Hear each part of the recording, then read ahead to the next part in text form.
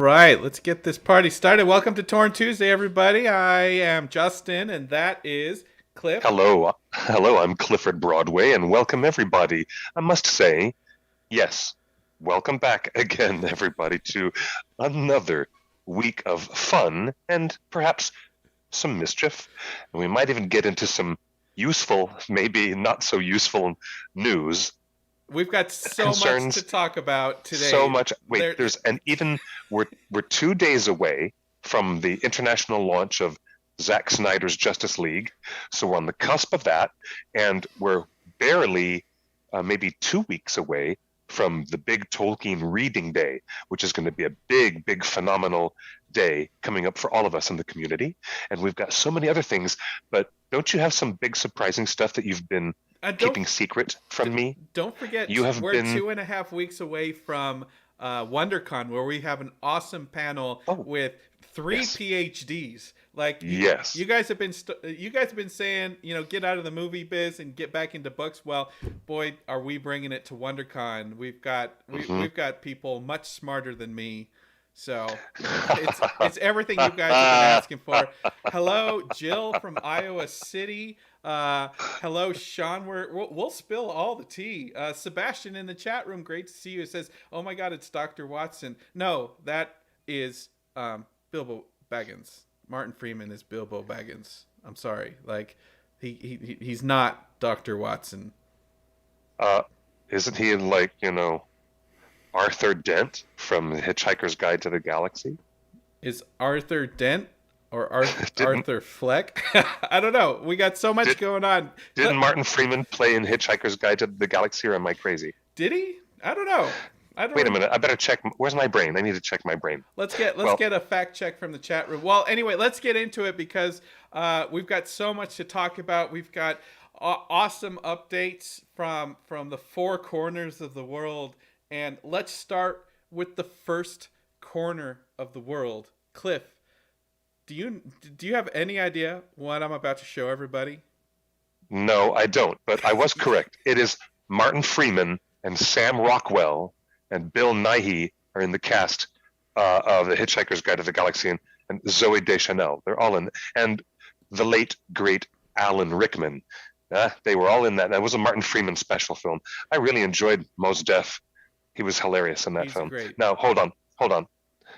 Let's talk about the surprise. You really are going to try to pull this on me again, aren't you? Yeah, you called Are me you really? you called Are me you earlier today saying like, really? is it this surprise? I'm like, no, Is it that surprise or the other surprise? that's a Wait a different minute. surprise. Is it the one? Is it the surprise that I actually know something about, or not? Not. I don't think you know Okay. about this. All right. Let's get it out of the way. The people are waiting. And Okay. hello, everyone. I want to say hi, everybody who has joined us. And it's wonderful that this is a conduit of Facebook and Twitter and Periscope and Twitch. And we get, a conflux of so many great people in our community coming to join us every Tuesday.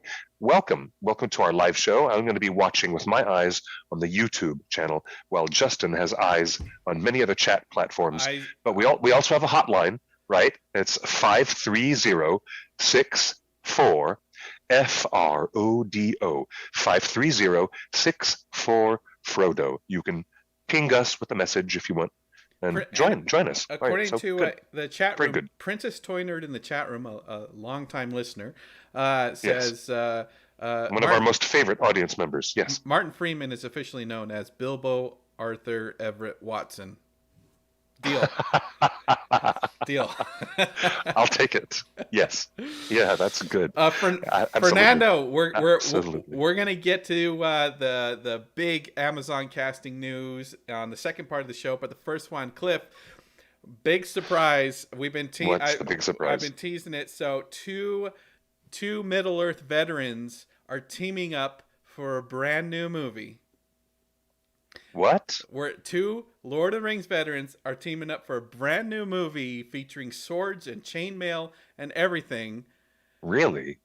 And, Who is it? And these set photos just dropped into my email just before showtime, just a couple hours ago. They're not Lord of the Rings. They're a brand new project. Oh, you have set photos, I but have it's not from Amazon Studios' Lord of the Rings on Prime. Oh my God. Okay. I have. Ladies and gentlemen, we do have set photos, but it's not what you think they are. It's not Lord of the Rings. Okay, It's not that's Lord of the crazy. Rings. But we've Why are got you a teasing these people? Okay, but wait, it's literally a new show with veteran alumni cast members that we know from Peter Jackson's Lord of the Rings trilogy. RJ Who is it? McGrady in the chat room. Who is it? People in the chat room are already guessing, and RJ says, "Is it the Aragorn and Gimli spinoff?"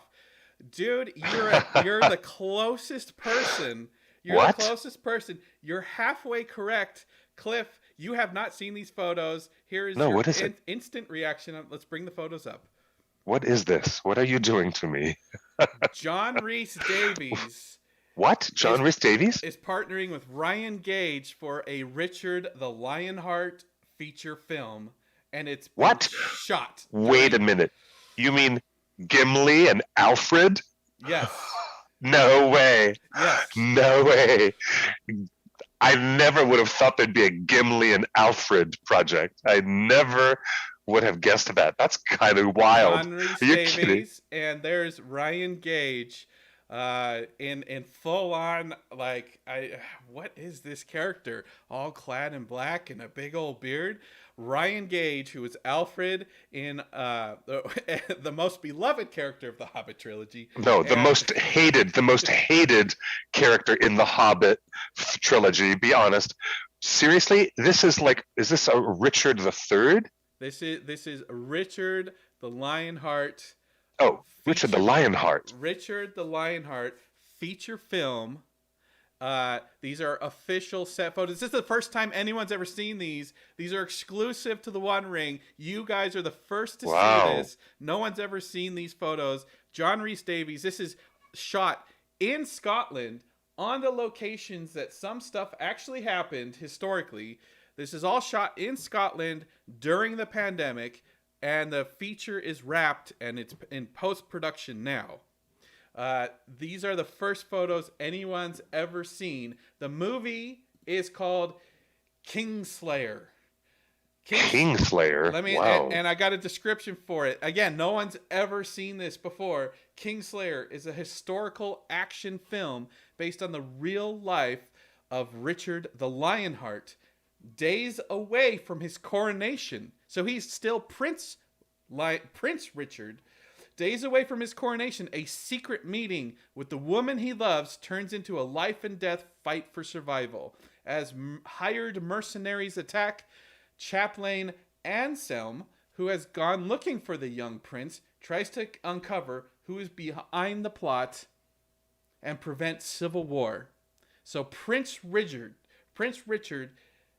right before he's King Richard the Lionheart, Ryan Gage, our own Alfred, plays Chaplain Anselm, and John Rhys Davies plays one of the most famous knights in British history, William Marshall, who initially opposes Richard the Lionheart until Richard becomes king and he becomes a loyal servant and a trusted advisor. So whoa, okay, cool. So that's cool. So he's that's cool. John Rhys Davies is going to go from bad guy to good guy to trusted advisor, and Chaplain Anselm is played by Ryan Gage. And so, how fun! You know what? Fun. Well, I guess that's this character. This is Chaplain Anselm, played by Ryan Gage. So, wow, cool. All right, you've got it then. That's super cool. Well done. At least in people thinking we had set photos, but no. These are ladies set and gentlemen of Gimli's and Alfred's brand new movie. No one's ever seen these before. You guys are the first to see it. Gimli. I love it. I love it when Ian McKellen shouts after him when he runs into the chamber of Mazarbul. Gimli. Yes. And Alfred, as much as you want to, dump on the character Alfred, which is pretty much where everybody does that, but okay. Ryan Gage himself is a very, very capable actor who has been on stage and on screen in amazing projects. So the fact that he could make Alfred so dislikable and just despised.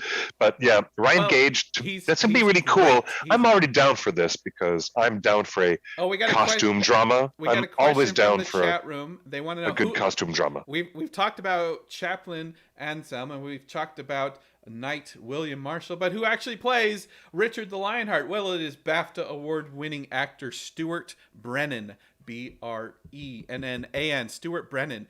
I don't have a photo of him at the ready because it's not working. It's not playing back. But Stuart Brennan plays Richard the Lionheart, and his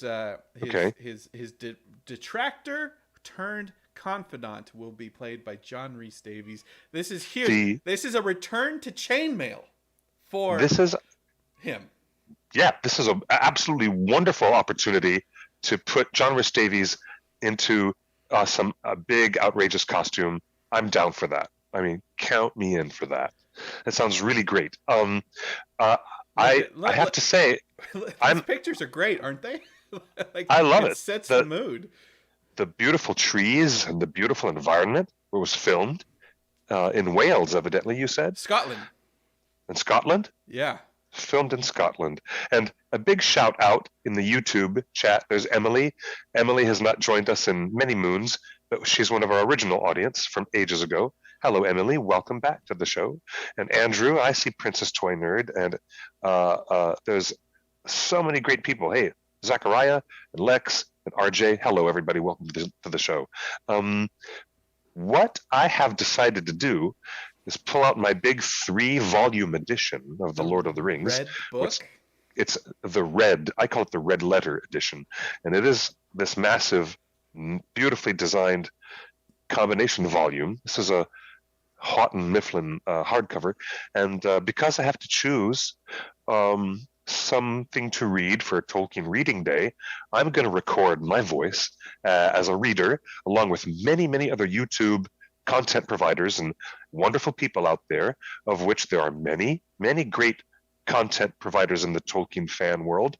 We'll be talking about all the people participating in this great list, and Tolkien Guide, and there's an all-star group of Tolkien scholars, fans, and voice of geekdom. Hey, Cliff, do not tell me what you're going to read. I don't want it spoiled. You don't want it spoiled? No, because I had just finally figured out what I'm going to read. Okay, for Tolkien Reading Day. I finally figured it out. Okay, the carrot is in the air. The carrot is in the air. Okay, we'll wait then. Maybe you're right. Maybe you're right that we should save that for when it will be officially announced. And it'll be really cool. Yeah, really cool. I'm looking forward to it. We'll talk about again that week. Again, Tolkien Reading Day is March 25th. Hey, before we move on to our next topic, Cliff, let's clear the air a bit on this Ryan Gage situation, because Ryan Gage is one of a handful of super talented young actors. And his performance in The Hobbit, it was so good. I feel it was so good, and such a technical achievement for the character as it was written. Because he made this character as despicable, without any. Now there was, Brad Dourif. Perhaps the comparison immediately coming to mind for his portrayal of Wormtongue. Are you looking at Ryan Gage's success in making a character that you don't like and could never have any sympathetic quality towards ever? Look, here's just the worst of the worst. We've talked about this many times, and fans will always debate it, and they'll probably re-edit the films 20 different times. But let me just say the biggest issue with the Hobbit movies is the fact that the script is written as a comedy. The actors are some of the funniest comedic actors in the world. You're right, and a lot of the stuff that was given to them was not comedic because they were trying to bend it into the gravitas of the Lord of the Rings. I will disagree there, because the set pieces were written for comedy and staged for comedy.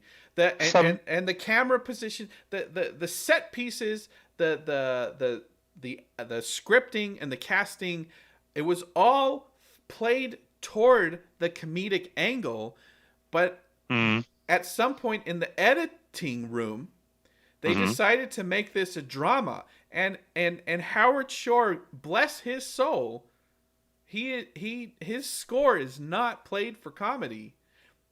You know? No. I would take a look particularly at the Goblin escape from the Goblin tunnels with the dwarves and Gandalf and all that rigmarole in the Goblin town under the Misty Mountains. Yeah, I could definitely see how a lot of it was played for comedy.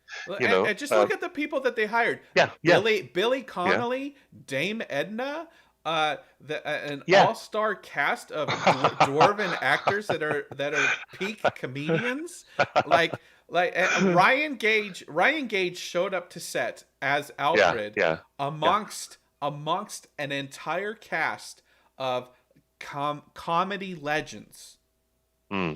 Comedy legends. And at some point in post-production, in editing, in visual effects, in the scoring, they pulled back from the comedy and just went straight action adventure. And I think if we're ever to get a Peter Jackson 2-movie cut, just like Snyder got his cut of Batman, like, get rid of all of the studio notes that ruin The Hobbit, like the love triangle and some of the other stuff we know about. Like, get rid of the studio notes, bring The Hobbit back to 2 movies. I think that movie will be cut as a comedy, along the lines of The Frighteners and some of the wonderful Peter Jackson comedic horror. You know, Peter Jackson's got it in him to do a comedy. This movie, the Hobbit trilogy, was supposed to be comedies. They wrote a comedy, they shot a comedy, they casted a comedy, and then they did not edit a comedy. And I have to believe that that's okay. partially. Well, I will take that diagnosis to heart, but I would like to offer a counterpoint. I think my main problem with The Hobbit, and you might want to compare notes with anybody else in Lord of the Rings fandom, but my main problem with the script of The Hobbit, seriously, was that the Lord of the Rings trilogy worked especially well in terms of contraction of this huge, massive book. Okay. 1,200 pages, right? Contracted down into 3 movies. But with The Hobbit, it was the reverse of that. It was expansion. It was an exercise in expansion from a rather slender, little, episodic children's book, and suddenly the work of the narrative and the work of the writers was to expand it, and that, I think, is what doomed The Hobbit. And the difference. I don't want to go down that path of saying. I'm done. I don't want to go. But down I would like to button up that. I would like to button up that statement, if you will let me. It's the difference between expansion and contraction in terms of adapting a screenplay. That's really the difference. That's the difference between The Lord of the Rings and The Hobbit. Well, one was contracted perfectly.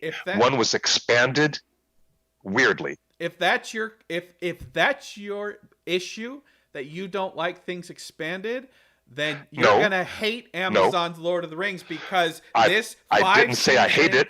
I didn't say I hated it. 50 episode show is based on the slimmest of pages. I know, but I know that. I am aware of that, sir. But I'm not saying that I hate the process of expansion. I'm just saying that it's what made it more challenging and difficult for the writers. I'm saying that maybe they were more up to the challenge of contracting, where they did it exceptionally well, but maybe they were not up to the same challenge pushing the narrative outward and expanding it. I'm just saying that was the challenge. Does this give you pause, or does this? It does give me pause. Yes, it does. Amazon show? Anybody with common sense about how you adapt screenplay from novels, and anybody who knows how you would do adaptation correctly from novel form, has to remember there isn't even a novel. There is no Second Age of Middle-earth novel that Professor Tolkien There's 2 chapters. completed. and Yeah. published. There's some stories and some unfinished manuscripts, and then Literally there's some other unfinished tales. literally unfinished. And so yeah. So I want everyone to think in terms of Lord of the Rings worked very well as a crystallization to condense Lord of the Rings into 3 movies that worked. The Hobbit got blown up and blown outward and expanded to That's 3 what's movies. happening to the That's Amazon show. We're getting more of that's everything, and yes. I want And everybody to be excited for the expansion. yes, The issue with the Hobbit was not yes, the expansion, because I want to be in yes, Middle it Earth. was. I Yes, want it to was. be in Yes, it Middle was. Earth as many hours as possible, Okay, and still have a okay, good time. And I'm fair telling you, enough. the issue was not runtime. I just No, think there was a comedy. There's a comedy no. in that action flick. The issue is the writers have an extra challenge. I'm not talking about the runtime. Please do not confuse what I am saying. All my friends know what I'm saying. I've said this before on this live stream many times before.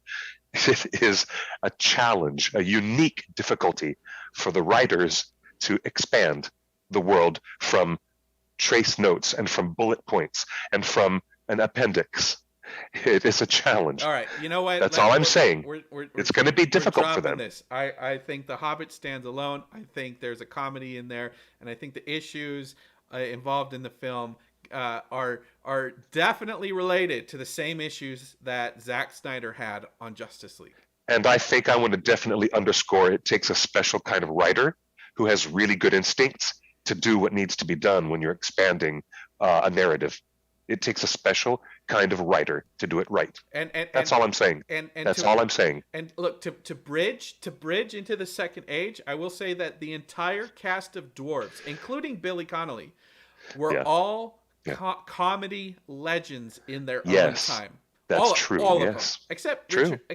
Richard Armitage. He was a little Okay. dramatic, but Okay. every other dwarven actor had comedy chops. Oh, They Nesbitt, did. Brophy, they all did. hmm And Yep. that makes me think that the comedians Yes. that you've seen Amazon cast in hmm Lord of the Rings: The Second Age, hmm the comedian actors are going to be dwarves, because the Hobbit Oh, has you mean Sir Lenny Bruce?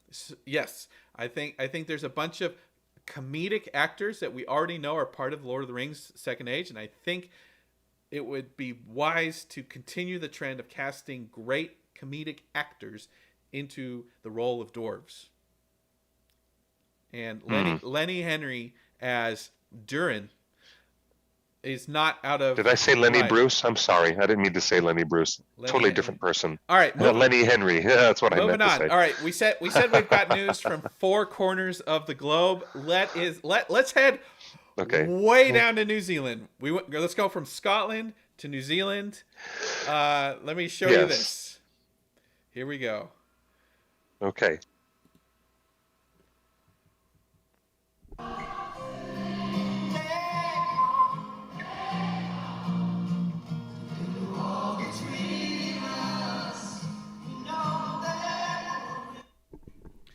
That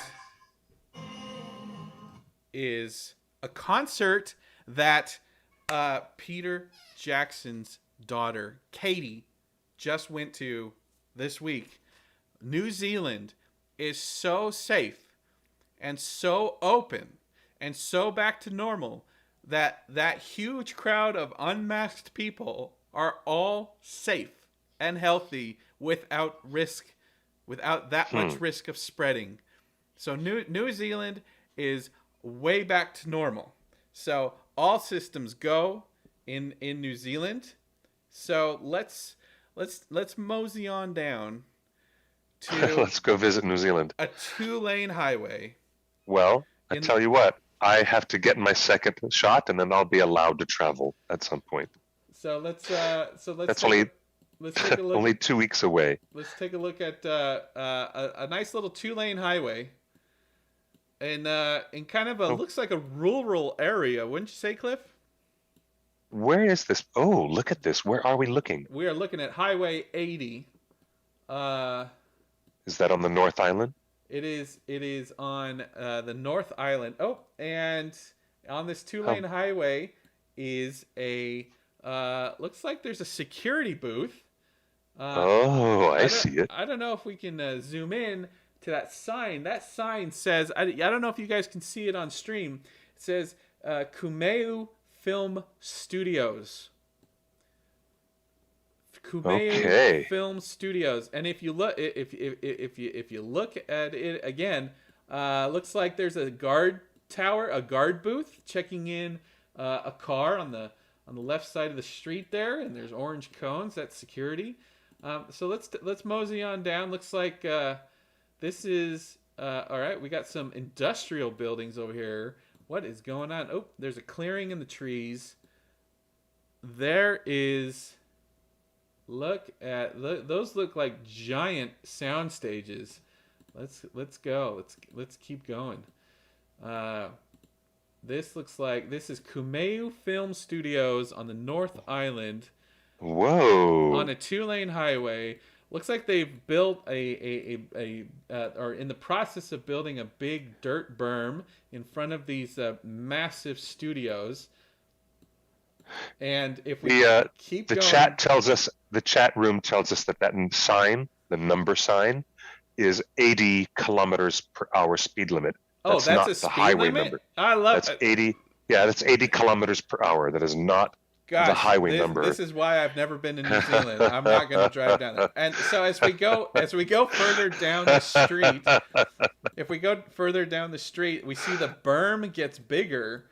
So why in the world would they start building a giant dirt berm at the edge of the studio? Let's see if we can get this. Oh, look, the black fence ends. Look, the fence just ends. Can you imagine just walking onto that studio set, Cliff, just kind of moseying on over? Do do do do do. Like the fence ends. Looks like they're still building it. And then if we keep going down the street, looks like there's this looks like a little wash here, right? And there's the berm, and we've got a little wash. Okay. Yes. Now this was first posted where? This is Google Maps right now. This is Google Maps. So we've got all right, and we've got a little clearing in the wash.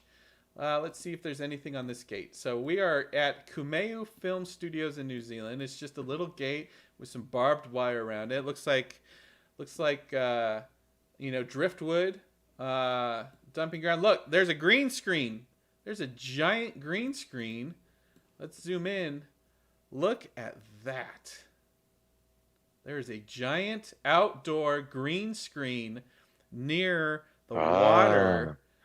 And there's the film studios. Yep, I think so. This is allegedly where Lord of the Rings is currently being filmed. This is the film studios, Kumeu Film Studios, and if we go to our pals at Fellowship of Fans, they acquired a recent video of driving down that same road with huge cranes and wooden sets. That is where we just looked. You can see that wrought iron fence. You can see the forest through the trees of what we were just looking at on Google Maps.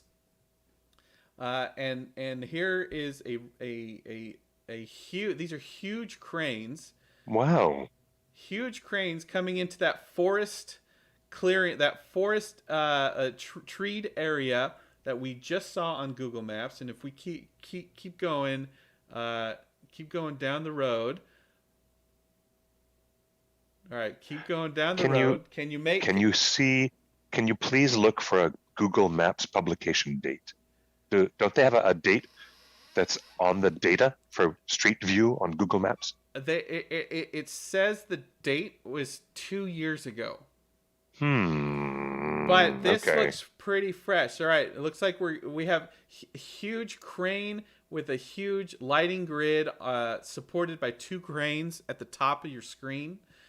Yes. So I mean, we're talking that they're shooting during the night and using giant cranes for daylight scenes. Oh wow! Okay. Right. So let's keep going down the road here. Let's see what else is there. Okay. So We're being intrepid investigators now, that's aren't right. we?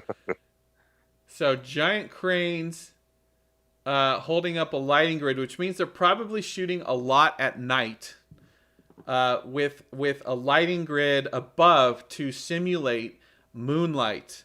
And it's the tricks of Hollywood, right? Like, Yeah. so that is what they're definitely filming. That is the same gate that we just saw on Google Maps. Ah, I see. I see. So they are definitely. So this is. So that's where they're filming right now. Uh, so Wild. so Wild. we've got. Okay, so So that's what's happening right now in New Zealand on the North Island of Kumeu at okay. Kumeu Film Studios. And again, Fellowship of Fans got the exclusive. We were just watching Fellowship of Fans YouTube video that he got driving Yes. down the same road that we just traveled on Google Earth to give you a Yes. sense. So let's go back. Let's zoom out and let's see where this is at. So again, we're driving down the road. They've built a whole town in front of that green screen, and they've got a big berm, a dirt berm. That's what we call a hill, a dirt berm. And then you keep going down the hill. You keep going, and this is where the video kind of begins, right? Where you start to see trees get in the way, and there's where there's a parking lot right now. There are film sets with giant cranes, and then this is part of the tree line, and then this is the opening of the studio. So Cliff, let's Yes. let's zoom out. Let's show everybody where this is at. So if we go You know, here, Ellen, our good friend Ellen Monocrusos is in the live chat, yeah, and professionally, she does stage and lighting design, and some of the very best big technical. Like we've had Ellen yeah, we know, yeah. come in and work with us on So big stages with big rigs. right here on the outskirts of Auckland. There it is. Yeah. It's nice to have people who are in the chat with us who recognize some of these physical things because they professionally are in the same business. That's really cool. Yes. Hey, thank you, Justin, for zooming in here on this part of the island. So that's where the sets are. Kumeu Film Studios, about an hour and a half outside of Auckland. Henderson, we know that they were filming in the hills of Henderson, and that's where some of the early leak shots. As you can see, there's a waterway going into Kumeu, so it's not too far a distance to get some water shots. But I can tell you that if this is main unit is in at Kumeu Film Studios. Let's zoom out. We're in Auckland right now. We're gonna take you all the way to second unit, which is now near Manapuri, all the way near the South Island. So we are at Manipuri. Manipuri. For people who are interested in a geographical countermeasure or perhaps a comparison, the state of California is roughly the same size and geographic area as the two islands of New Zealand. Yeah. It's about that much distance from one end of New Zealand down to the other, is similar to driving from one of the northernmost counties and then driving all the way down to San Diego. Or in this case, down to the South Island.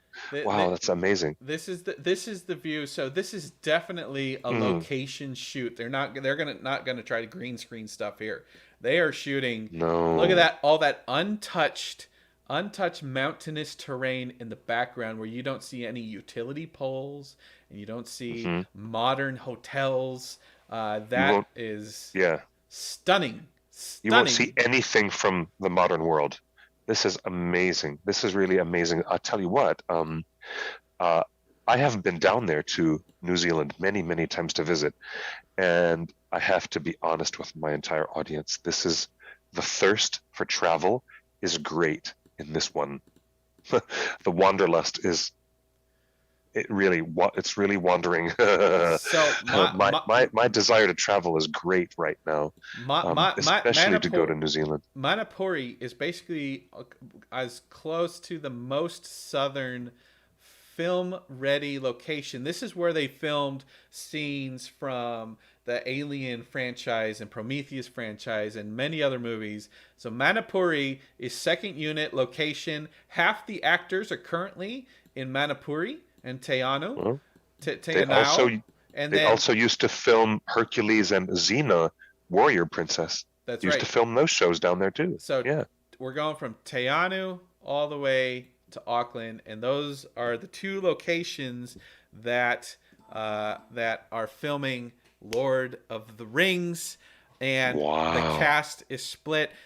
I'll tell you what's happening. Wow. The cast that has been filming up to now have filmed most of their studio scenes, their set studios, and now they're moving to location. So the cast that has been at work for the longest are down on location, and the new cast that are coming in from the UK and the US that need to go through quarantine and sit in a hotel for a month and all that stuff because New Zealand is very strict.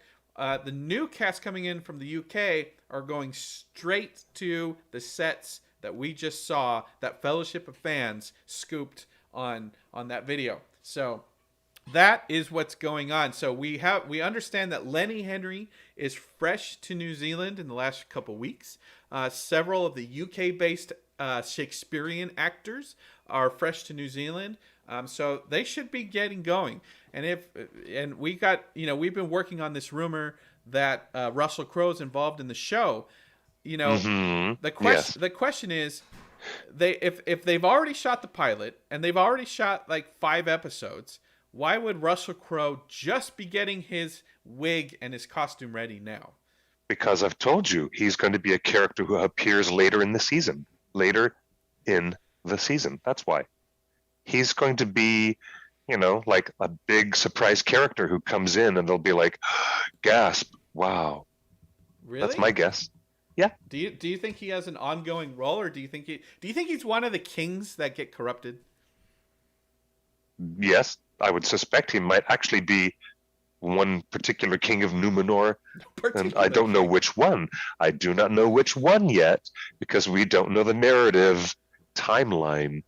But I do have a sinking feeling that they want to surprise us with this character's presence later in the series.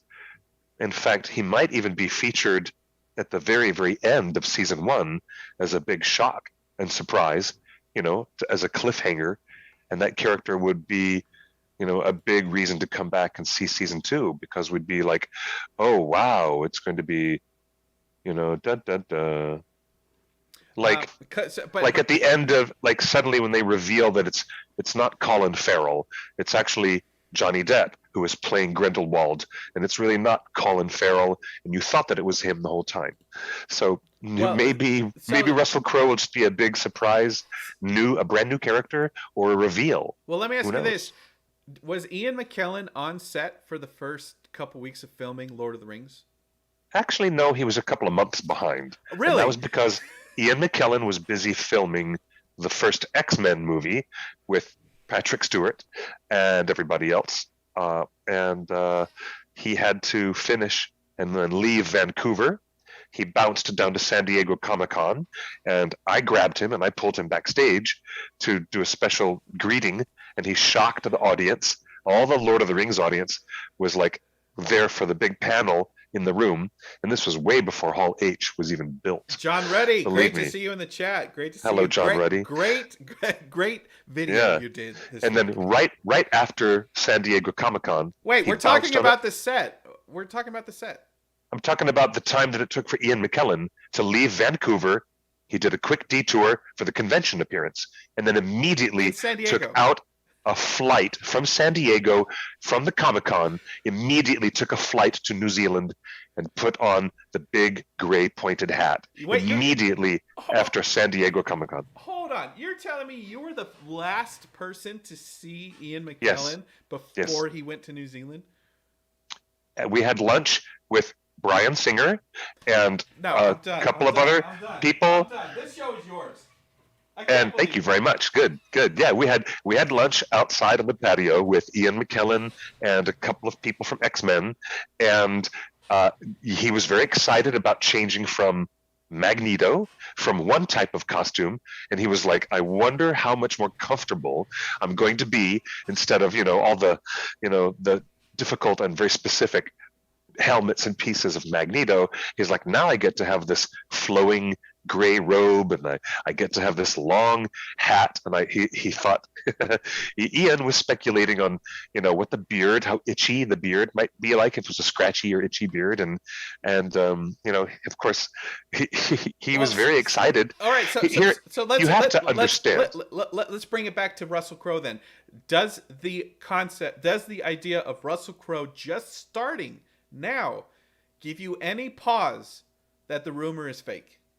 No, it doesn't. In fact, New Line Cinema had to be very accommodating to the production schedule so that 20th Century Fox could finish working with Ian on the X-Men film, and Peter and Fran and Philippa and everybody working down there with New Line, especially Mark Ordesky, they moved a lot of things around on the schedule so that the earliest Fellowship scenes where Gandalf arrives in Gandalf's cart and meets Elijah Wood for the first time, they had to reschedule all that stuff, and why not? They were glad to be accommodating, and if Russell Crowe is going to be that much of a big addition to the new Amazon series, it makes sense that they would also be accommodating and let him come in for later work on later episodes, and maybe it suits the pattern of the story they're telling. We don't know yet, but don't you think it would be more fun that they do a major reveal of a the king of Numenor, like if they just suddenly arrive? Like maybe the first few episodes where what if we're just in Middle Earth and we don't know the Numenorians are there, and then suddenly the Numenorians arrive in episode 6 or episode 7, and it's really grand and really big. Let me bring up his. You never know. Let me bring up his latest picture on screen. Are those Numenorian curls? I don't know. Those Numenorian curls. Daniel says, "I bet you $1 he's not, Cliff." Okay, we'll see. I don't know. Maybe he's not.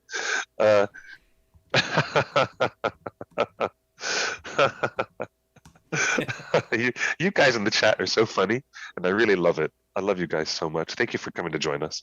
Well, yeah. So right now we believe based on his posts that Russell Crowe is in the northeast coast of Australia, which is a short flight to New Zealand.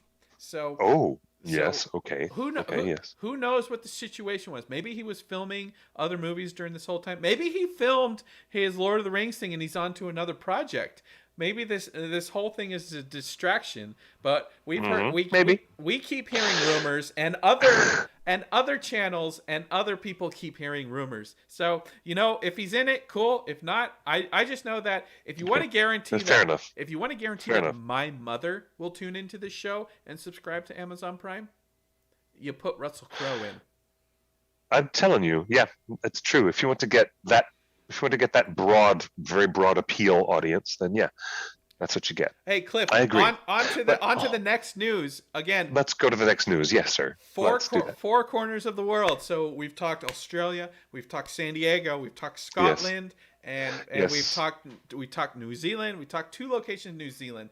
Now let's talk about someone leaving New Zealand. Now, Cliff, let's go. This was the story. This is the story. Here we go. This is the story. Actor Stuart Townsend has been cast as the hero of Lord of the Rings, Aragorn, son of Arathorn. Stuart Townsend. This is the role of a lifetime.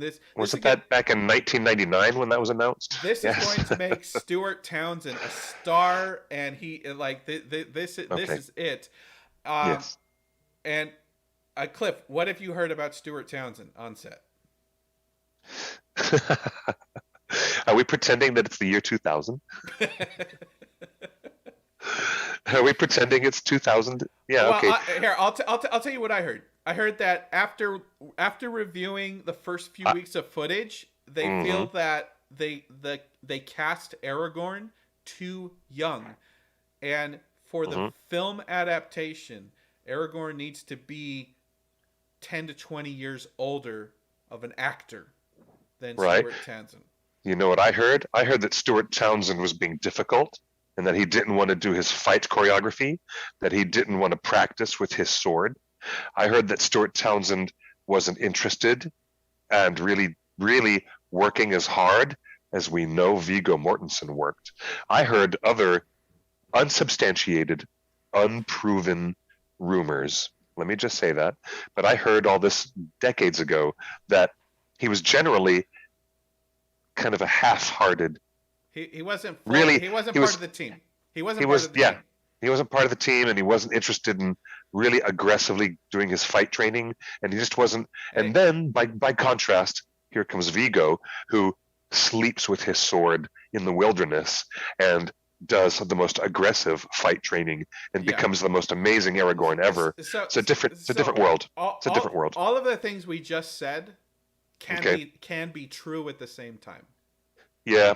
So yeah. It's not just that he's not a team player, and it's not just that he doesn't want to ride a horse, and it's not just that the director feels that they cast a too young of an actor for this monumental role. After realizing it too late. After realizing it too late. It's all of the above. So that's what happened. All of the above, creative and personal reasons, they leave the project. So up to this week, actor Tom Budge, who was in Steven Spielberg's The Pacific, who is a very accomplished actor, who's great in period dramas. He's great in 20th century dramas.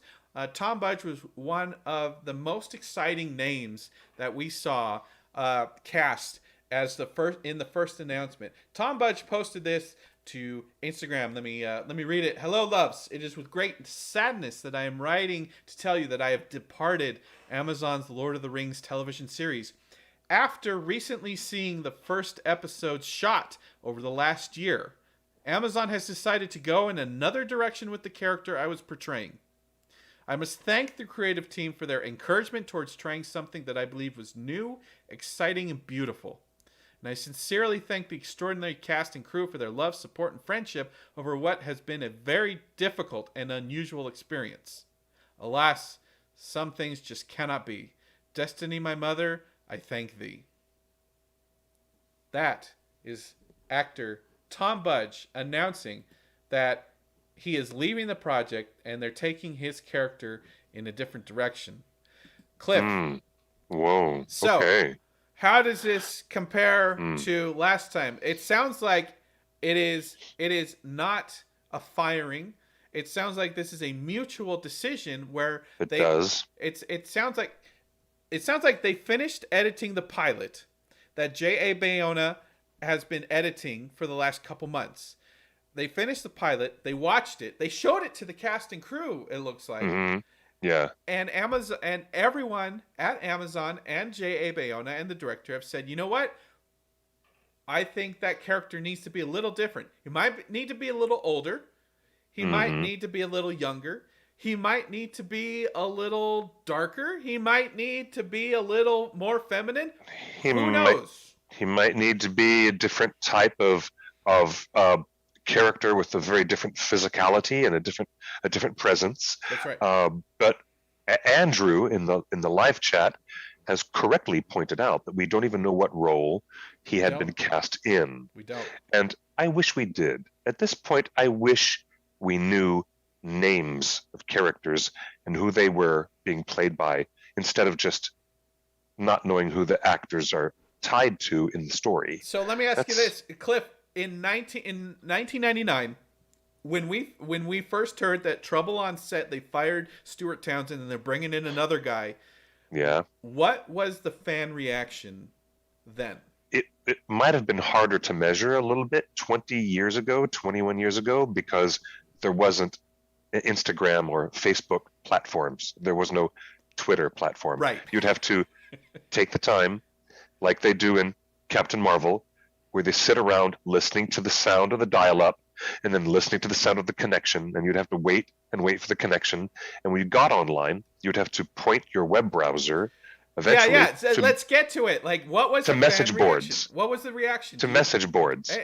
Because if I recall correctly, the general consensus on the message board was this is part of production.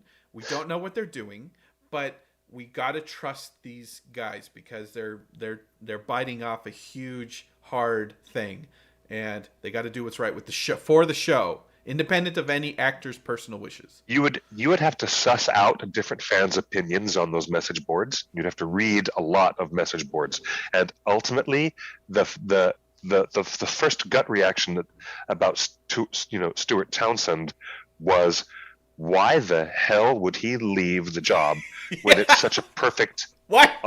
That's like the biggest role. Well, that was my first reaction when that was the biggest role. Playing Aragorn. Look, I mean, we knew at the time. Actor what Tom character Budge, he was playing. Let's bring him up on screen. Actor Tom Budge. This is the golden ticket. You are in Lord of the Rings, the best-selling fantasy series of the 20th century, the granddaddy of all fantasy, the only thing that could possibly be bigger than Game of Thrones and Star Wars. You've got the golden ticket on the golden show. There is nothing that you wouldn't do to stay on the show and put your best foot forward and perform at your absolute pinnacle. And what's encouraging, let's go back to what his words, he says, I want to thank the creative team for their encouragement towards trying something that I believed was new, exciting, and beautiful. Cliff, do those words line up with what you expect out of a Tolkien character? New, exciting, and beautiful? Yeah, I do. Because it's new, it's definitely going to qualify as new because we've never had any Second Age adapted before. And, one of our very kind folks in the live chat was saying, this is an example of the writers making something out of nothing. And maybe there's a limit. And obviously, we're always talking about the limits of what we know and what we don't know. We're really limited by not knowing what they've licensed. And hey, when the big story synopsis was revealed... Dude, the chat room just reminded me, Robert Kaczynski was Philly. Yeah, Robert Kaczynski was the dwarf Feely, and he was replaced by Dean O'Gorman. Yes, that did happen. And that was recent. Do you remember what happened? Why was Robert Kaczynski replaced? That I don't remember much about. I remember Robert Kaczynski showing up in Pacific Rim immediately after An Unexpected Journey. Then we saw Robert Kaczynski in Pacific Rim. But if I recall correctly, due to the constant delays in production on The Hobbit, that's what it was. Robert Kaczynski, who was originally going to play Philly, a major role in an all-star cast, Feely. Yes, he had to leave production. I it must have gutted him. So it was timing. Yeah, it was timing. It was timing. So there are reasons. Yeah. So there are. This looks like Mr. I'm going to call him Mr. Burge. Yes, it looks like Mr. Burge and Mr. Townsend, and and Mr. Kaczynski are all pretty much in the exact same boat of early actor who's going to be there for a long-term project in Middle Earth, and then suddenly something changes. So there is a precedent. Yeah, it happened. It happened before. It sounds like this is normal part of production. Actors kind of expect this. I mean, this is why a lot of actors are so insecure, because they could actually film something and then get replaced. But but what we want to know, more than I want to know the characters' names and who these actors are playing, I want to know what chunks of material they've licensed from what books. And we don't know. That's what we don't know, and Cliff, that will answer the question about whether they're making something out of nothing. If they have access to a lot of other material, then maybe they're making something out of something. for real. But we just don't know how much they've licensed. Let's go back to actor Tom Budge. In his farewell post, he says, after recently seeing the first episodes shot last year, Amazon has decided to go in another direction with the character I was portraying. Cliff, you know what that tells me? If there's one big failure, it is the writer's room and the combination of the writers writing a character and the director extracting a performance from the written character. It sounds like, the way he says this, Amazon has decided to go in another direction with the character. It means they are rewriting the pilot. And people in the chat room, you're absolutely right. This means the pilot needs to be reshot. This means the pilot character needs to be rewritten, recasted.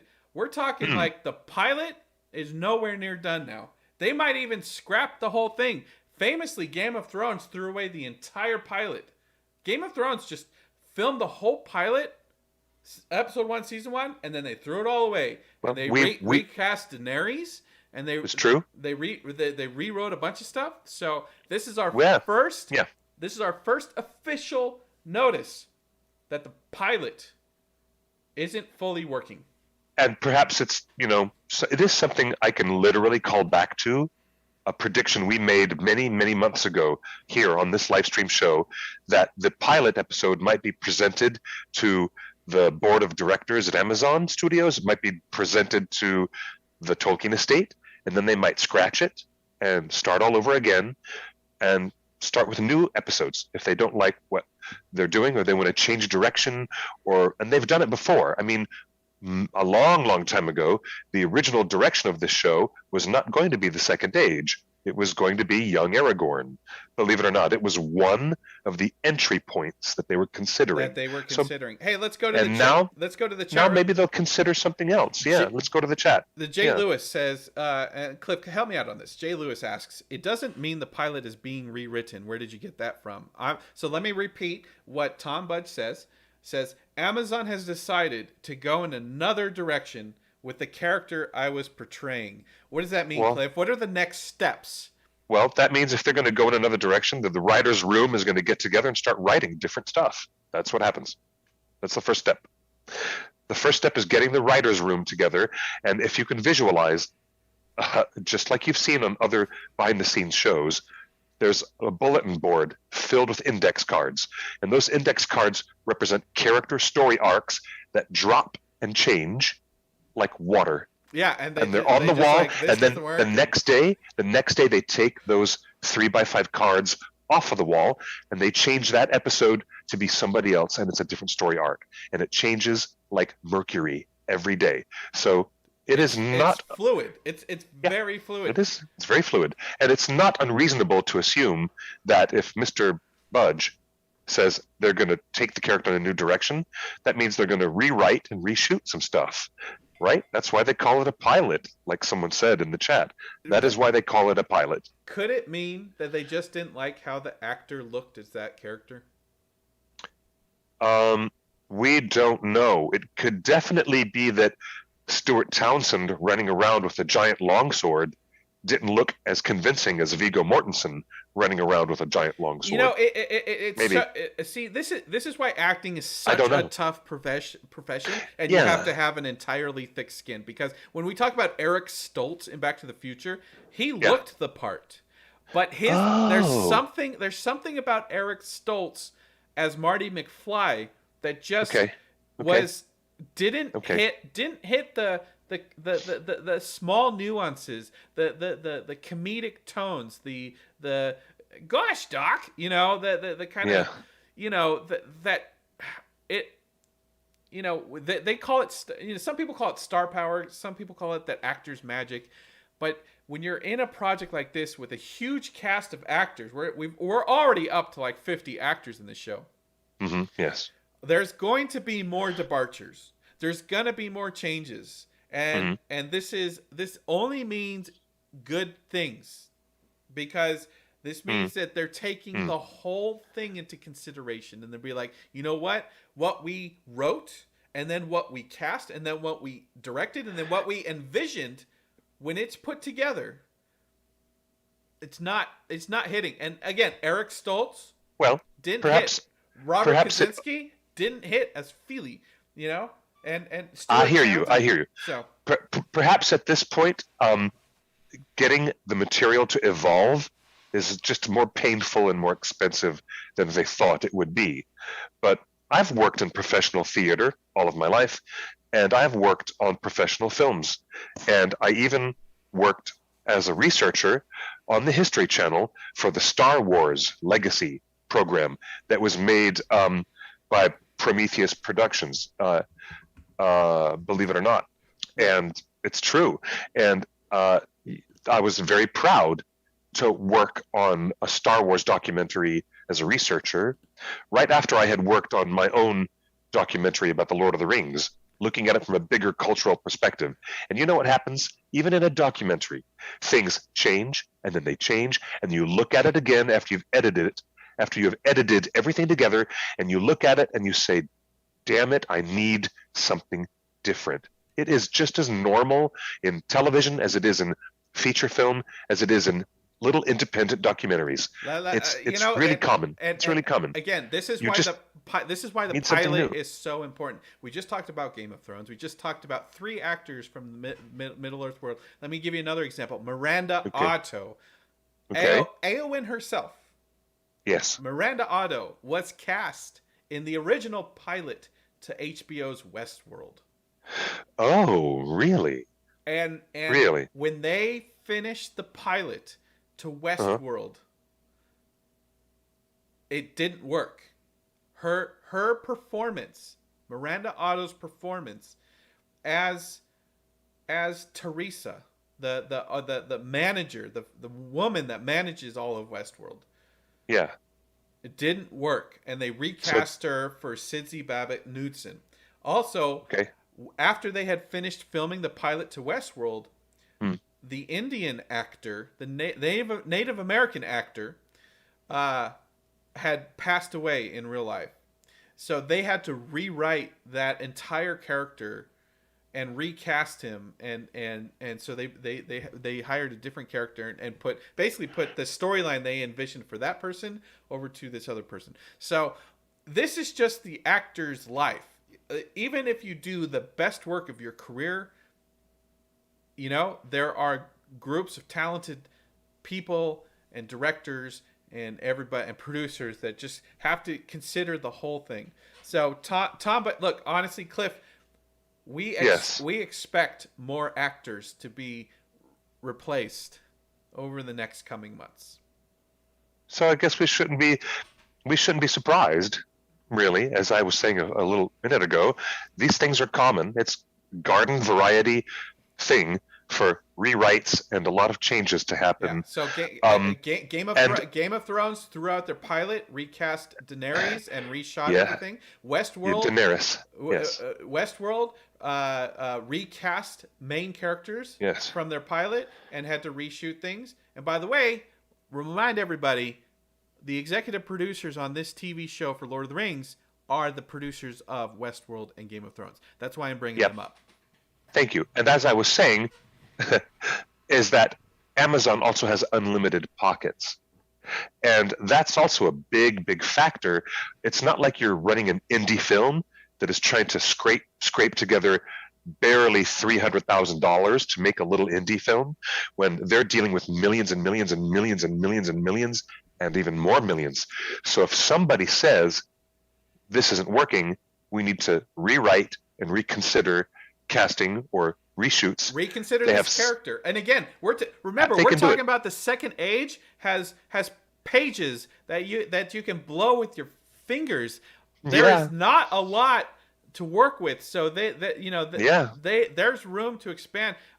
In the chat room, I see Cecilia say there's too many there's too many negatives in this sentence. I would rewrite it, but she says it is not common that a pilot doesn't have major changes. So on the same token, it's totally common that a pilot has major changes like this. Again, we have the producers of Game of Thrones and the producers of Westworld now producing Lord of the Rings, and those producers on those previous shows had no problem throwing out the pilot because it wasn't perfect. It wasn't the best it could be.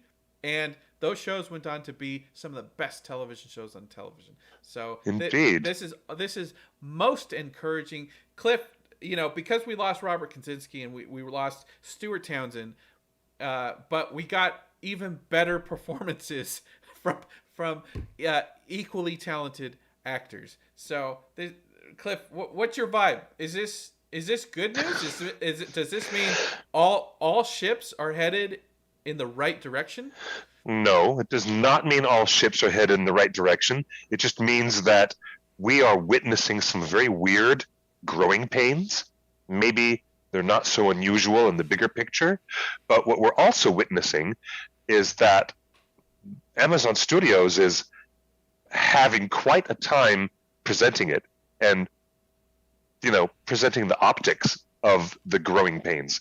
I mean, I don't know whether they want to admit it out loud or not, that their production is going through obvious to anyone who's looking at it, that there are bumps and starts and bumps and people leaving, let me people coming and going.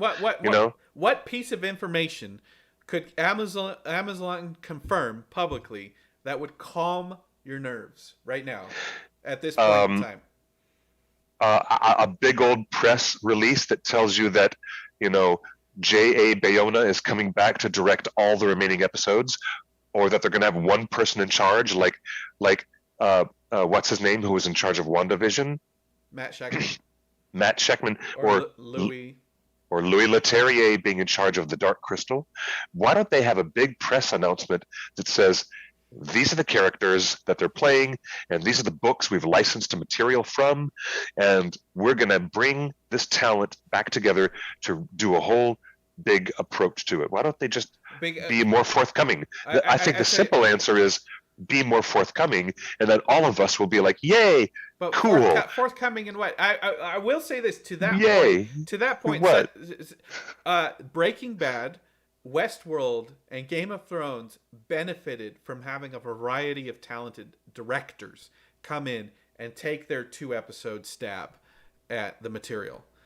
So it can work great in both ways. But if you want to go back to Tolkien himself, J.R.R. Tolkien did not collaborate with anybody. Mm-hmm. Indeed. In fact, Indeed. He would make you wait 30 years to get the next book because he wasn't gonna be edited. He wasn't gonna collaborate with anybody. And then further, you know who liked collaborating even less than J.R.R. Tolkien? Christopher Tolkien. Christopher Tolkien was absolutely not in the business of bringing in any other authors into the Legendarium. Ever in his lifetime, not on his dead body, would anybody touch Middle-earth except for Christopher Tolkien. So that's super true. That is true. Yes. So the message to Amazon is, this is what you're coming into, this fandom. This fandom is born of J.R.R. Tolkien and Christopher. And although we don't create, we carry their perspectives from their letters and everything. We carry this influence that they have of, like, this is mine and mine alone and my vision, a singular vision from a singular visionary, whether it's J.R.R. or whether it was Christopher. So, and we were lucky to get a singular visionary for the Lord of the Rings in Peter Jackson. Yes. And his collaborative team. But in Peter Jackson, yes. So I see what you're driving at. So you're driving at the WandaVision, Dark Crystal, Peter Jackson idea that you should have one creative director driving the ship.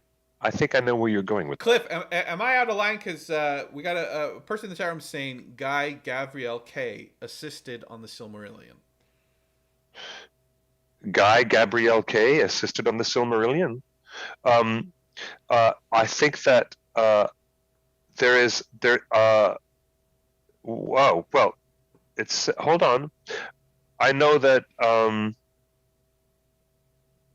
Great there point. are some. James Watson says they should appoint someone of an unquestionable Tolkien integrity, like Corey Olson or Tom Shippey, to enforce this loyalty spirit. Again, that is the one thing, if you want to calm all of us, if you want to calm all of our nerves, who's the Tolkien scholar? Who's the writer on set?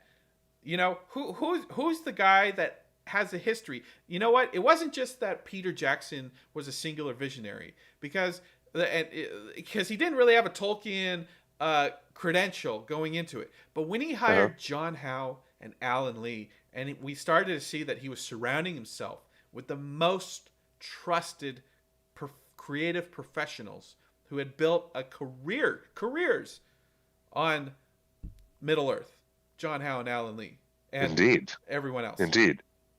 That's what calmed our nerves. We're like, you know what? And then when we saw the behind-the-scenes appendices and John Howe was just sitting there on set sketching, like that's where our heart melted. And we're like, you know what? Let's go. If he's in, I'm in. Yes, I agree. And yeah, Leonardo, you are correct in the YouTube chat. He's saying that it is true that Christopher got help, some help organizing and identifying manuscripts. Look, and Peter Jackson got help. Like I'm saying, Christopher Tolkien's name is on the book. That's ultimately where the buck stops. The buck stopped with Christopher Tolkien, right? And he made those decisions to present what was presented. So and yes, ultimately not that's for true. Lack of effort, because we've heard that many people from J. Michael Straczynski all the way to Neil Gaiman have made overtures during their careers to play in the book space of Middle Earth, and Christopher was having none of it. Yeah. So. Well, I could not imagine anybody better equipped to play in the sandbox than Neil Gaiman himself. But now the torch has passed for all the diehard Sandman comic book fans who are now getting, it's another audiobook. He keeps re-releasing the Sandman every couple of years, and so that the Netflix series is not the same as the big audiobook. Yeah, they're doing the Netflix series. That's what I'm saying. Well, that's what, before we get to the closing time of the show, and I know that we're near that point, but I want to say, look at how forthcoming that Amazon is being with the Wheel of Time, and look at how forthcoming Netflix and Neil Gaiman are being with, this is where we're shooting the Sandman series, and this is the person who's cast as this character. This is the person cast as this character, and we're so energized. And you know what? That fandom, the Sandman fans, and I count myself among them, they're overjoyed that people are being forthcoming about the production of the new series. I just wish that maybe we had some more of that from Amazon Studios. Well, a little bit more of that, please. Look, and people and in chat, a trailer. People a trailer, please. There are other Tolkien scholars, and again, if you check out our WonderCon panel in just a few weeks, we have 3 Tolkien PhDs on the panel to go deep into Sauron and the mythology. So there are plenty of young people that are Tolkien scholars. But on the flip side, let's remember, Stephen Colbert is one of the most informed Tolkien scholars of the Legendarium. And when he announced that he was on set of The Hobbit, and then he did his show from the set of The Hobbit, and then he did all these videos in New Zealand while he was filming The Hobbit, there was a lot of relief from fans. Like, okay, if Colbert is involved in The Hobbit, and he would not let anything go. And Cliff, I don't think you've watched Desolation of Smaug after the first time. Like, those movies were not loyal to Tolkien as much as you hoped. No, I've watched the extended edition of Desolation of Smaug many times. But the ending still pisses you off. But the ending still pissed me off, yes. But in fact, very recently, one of my good friends, who had never seen anything except An Unexpected Journey, they wanted to come over and watch the 4K ultra 4K You're still experience. showing new people. How do you keep finding people that have never seen Lord of the Rings and the Hobbit? Because they had never seen Desolation or Battle of the Five Armies. And do you know what she said at the end of Desolation of Smaug? I loved everything about it except for that stupid love triangle with Legolas and Tauriel and Keely. That was a studio note. She said, I hated that, but I loved everything else about it. And it was a lot of fun. That was a Snyder Cut thing. Hey, that was a thing that happened. Yes, Cliff, that's true. Would you consider Stephen Colbert a scholar? Yes.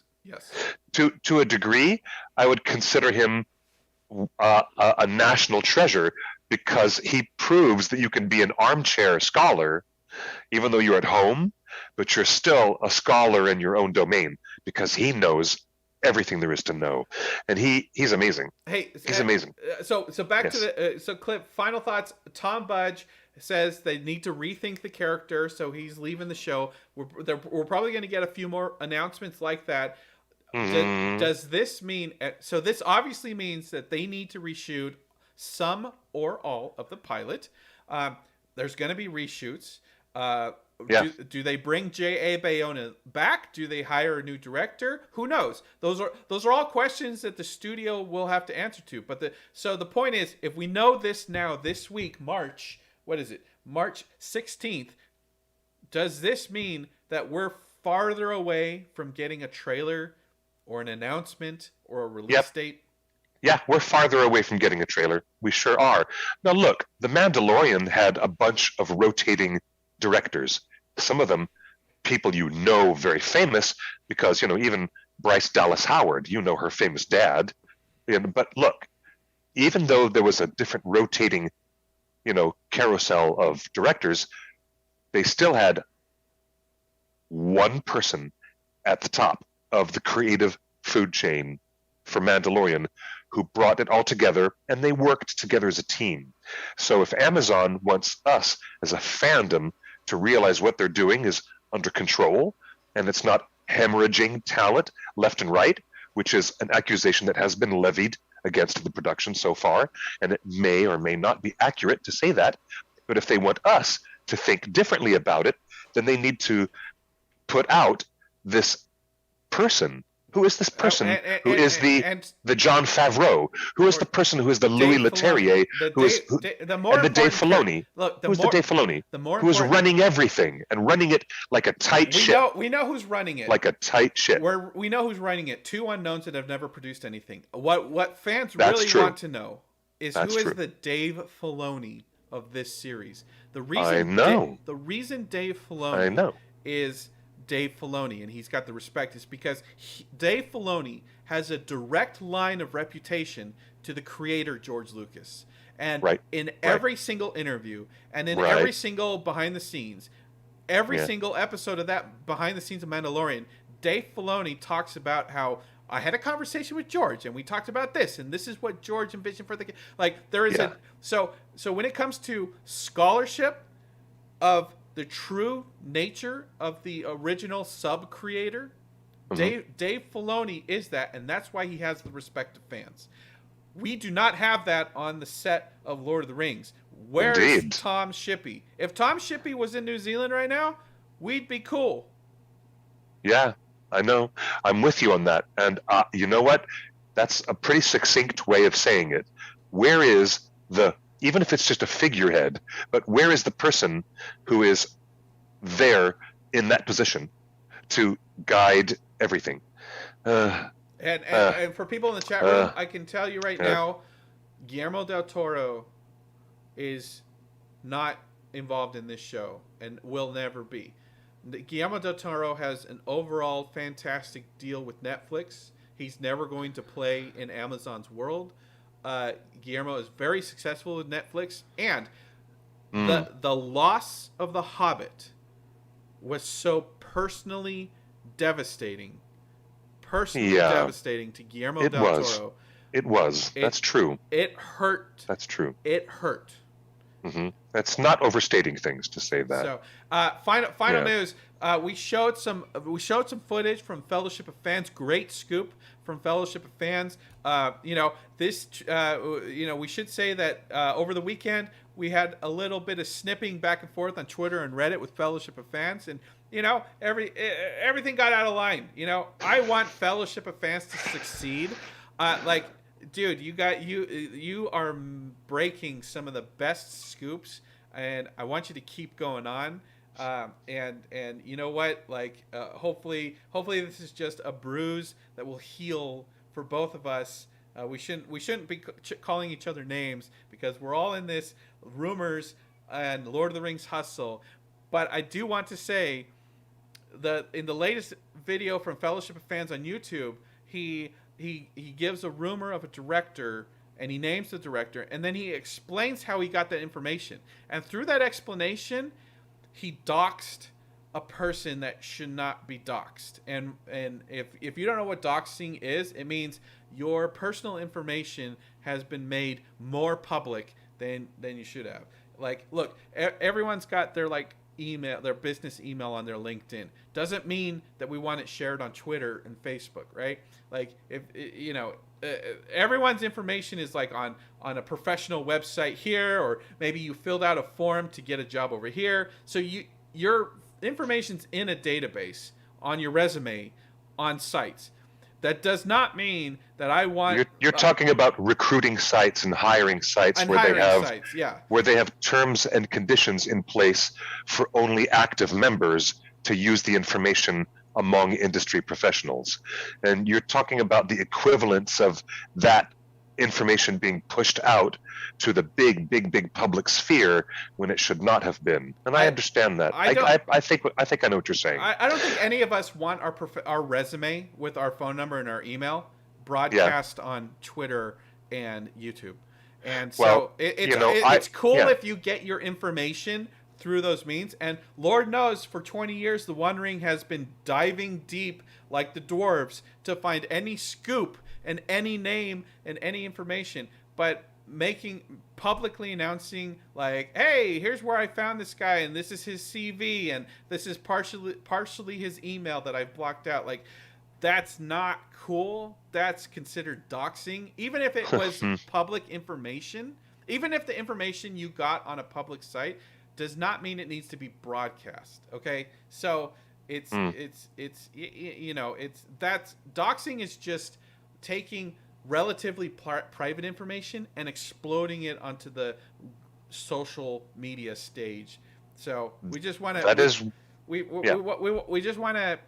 We make an effort not to dox everyone. Look, we got a little heat because a couple years ago, someone tweeted out that they spotted Viggo Mortensen at his town, where he owns a ranch full of horses and cows, and we posted that Viggo is currently living in this town in Northwest America, and Twitter rightfully said, dude, why are you doxing Viggo Mortensen? I'm like, look, it's all public. It's like, no.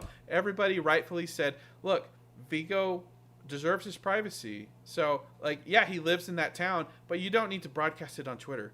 So we learned our lesson. We hope Fellowship of Fans learns his lesson, that chill on the doxing. Like, if you got scoops, and by the way, that scoop, I'm going to say it's false, because the two names, the one director name that he mentions and another one that we've heard about are both directing Wheel of Time for Amazon in Romania.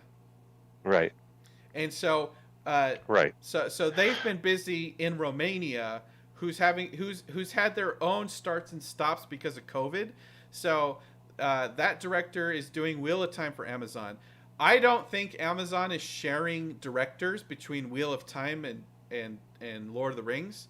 I hope not. I hope, but we'll see. But well, I also am glad to hear you say that you got into a little heat that you didn't want to get into, and I'm glad that I'm hearing you own that, and I think that that's great. Fellowship of Fans is a channel that I have always supported, and many times on my broadcast, I have encouraged our audience to go and check them out, and I will still do that because they're getting great scoops and they're getting great coverage with some really cool stuff, and they're They're doing such fun things that are really invigorating our conversation in the fan community. So I just hope that we don't ever have to stoop to, taking little petty swipes at each other ever again anymore. And look, Andrew, Ever. and Andrew. I hope that doesn't happen. Andrew in the chat room is correct. It was probably a rookie mistake, and he didn't mean to do it. And I guarantee you, it was a rookie mistake. New to this game, we just don't want to get anyone in the production in trouble. We don't want to out any of our sources that give us stuff. We will never do that because they will be fired the next day. And it's doxing people. It's just you don't need to explain how you got the scoop. Just lay it out. You can just make up a little playful metaphor and say a little bird landed on my windowsill and started giving me information. You can just say it like that. That's fine. But you know what? My hat is off to Fellowship of the Fans and to Nerd of the Rings and to Tolkien Tube and to Tolkien Scholar and wonderful. Yeah, and to Singham University. Steve in the chat room asks, could the One Ring beat Fellowship in a fist fight? Well, let me ask you this. And History of the Ages. I love those guys. I love all these YouTube people. They're all so good. Good. Did the One Ring defeat the Fellowship in the movies in the book? It kind of did. In the book, Frodo. One Ring wins. The One Ring wins, and Gollum. Frodo failed. Gollum was the thing. Gollum was the mitigating catalyst that saved the world. But at the end of the day, the One Ring always wins. And that's what this billion-dollar show is about. Sauron always gets his ring. And I can't wait to see a bad guy we love to hate. This is Torrent Tuesday. We're here every Tuesday at 5 p.m. Pacific. We're going to try to get more interviews with more of our favorite actors. We've got Tolkien Reading Day in a couple weeks. And you know what? There's so much. Yes, we do. There's so much going on, folks. Like I just Cliff, I think I've mentioned this to you offline, but I just want to tell the audience that we're going to try to bring on some new guest hosts over the next few weeks. Who want to come in and share the conversation with us. Yes, yeah, absolutely. Look, I don't want to talk. I'm sick of hearing my voice. And by the way, I've got to press all the buttons, and sometimes the buttons really don't want to be pressed. So I have to focus on the behind the scenes part of all this. So we're gonna bring in over the next few weeks some of our favorite people in the whole world who have been a long time part of the Tolkien community to be co-host with Cliff and hopefully have more intelligent discussion than my little beanie brain can offer. That's very fun. And thank you. I didn't I make a big shout out to Voice of Geekdom and you didn't hear me? I hope that everybody heard me. But yeah, you know what? Thanks. We're part of a bigger fabric. We're part of a bigger fabric of people around the world. And we got to recognize what we are contributing to the conversation at all times. We have to be aware of the space that we're creating to share with each other. And so, again, I acknowledge, Fellowship of Fans and Voice of Geekdom and History of the Ages and Nerd of the Rings he just tuned in. So Cliff, final thought. And and who else? The Philosopher's Games. I love Yoistan. I love all these people. You know what? Keep doing what you're doing, everybody. You know what else we need? We need a trailer. Hello, Amazon. We need a trailer. But we just talked about we're farther away from a trailer because now they have to rethink. I know. They are rethinking the pilot. So Cliff. Can't we get a tease? They can give us a teaser trailer with just some. What if they throw out the things that they tease? What if they throw it all out? You mean like Rogue One? Like Rogue One? Yes, that's what I'm saying. Where there's an entire trailer and none of that stuff in the trailer is in the movie? Cliff, yes, okay. Final thoughts on all the news we got today. Final thoughts. We got the exclusive set picks from Gimli and Alfred's new movie of Richard the Lionheart. This sounds amazing. They shot it in Scotland during the pandemic. Can't wait for it. And then we saw where the sets are in New Zealand. We Fellowship of Fans. We showed footage that he got driving by that set. And then Cliff, we talked about actor Tom Budge leaving the show and what that means for production. So final thought, Cliff. Does this give you more confidence in the direction that the show is headed? That they're taking their time and making the decisions that they need to make? Oh God, I want to be optimistic and say, yeah, it gives me a sign that they're taking the time to do things right. But on the other hand, no, I'm not seeing enough to convince me that they. I just don't know, man. I don't know. I don't know yet. I wish I could speak with some more assurity, but I cannot. I don't know. If they confirmed Russell Crowe, would that get you off their back for a couple months? If they confirm Russell Crowe? No. If they confirm how much of the Silmarillion they've licensed, that will get me off their back forever. Done deal. Forever. That's what I want to know. All right, because we've seen it. Everybody's reading it. Everybody on their Instagram, all their actors are all reading the Silmarillion. I want to know what percentage of the book they have access to. What That's chapters were they told to read? My final recommendation to Amazon, if you stayed with us this entire 90 minutes, my final recommendation is Amazon. If you're not going to go with one director for the whole first 2 seasons, call Viggo Mortensen right now. Yes. Hire him as a director. Yes. Excellent idea. Excellent. Hire Viggo right now. Yes. You all should watch his new movie called Falling. Directed, written, starring, and scored by Viggo Mortensen. Yes. You need to watch the caliber of performance and the quality of acting and editing that he delivers in the movie Falling. Look for Falling now on iTunes and Amazon for rent, and so you have to pay the $6 or whatever to rent it. But please watch that movie, and you will be convinced, like I am. Yep. I'm telling you. I agree with that. I agree with that. Call Viggo. He wants your phone call. Excellent idea. Hey, good times. Well, thank you to the audience for being, as always, our faithful audience. Thank you for being with us. And my gratitude is never ending as how we get more cross-pollination with other people in other content creators and other websites. Thank you for all being with us on this journey together. We're going to experience and learn a lot more together. So until next time, take good care of yourselves. Get your vaccine if you can do it, if you can get. And if you cannot, then wait your turn. It's coming up real soon, really soon. Stay safe and enjoy life. Enjoy yourselves. Be good to one another. And thank you. Next Tuesday, we will be back live at 5 p.m. with Justin and myself and maybe some more surprises. And until then, good night and good luck. Or perhaps I should say, buenos noches y buena suerte. Bye, everyone.